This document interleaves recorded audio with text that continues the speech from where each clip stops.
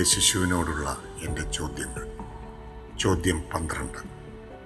നിന്റെ ജനനത്തിൻ്റെ വാർത്ത മാലാഖമാർ ഭൂമിയിൽ ആദ്യം അറിയിച്ചത് ഇടയന്മാരെയാണല്ലോ.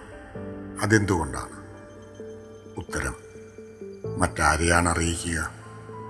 കാലിത്തൊഴുത്തിലെ ഒരു ശിശു ജനനത്തിൻ്റെ വാർത്ത ദരിദ്രരല്ലാതെ വേറെ ആരാണ് ഏറ്റെടുക്കുക?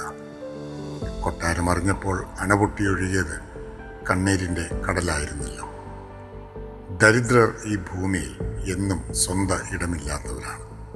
അവർ മറവുകളിലാണ്. ഇടയന്മാർ ദരിദ്രരായിരുന്നുവെന്ന് മാത്രമല്ല, കാവൽ കാക്കുന്നവരുമായിരുന്നു. കാവലിൽ ഉണർവുണ്ട്, കരുതലുണ്ട്, ഉത്തരവാദിത്വമുണ്ട്.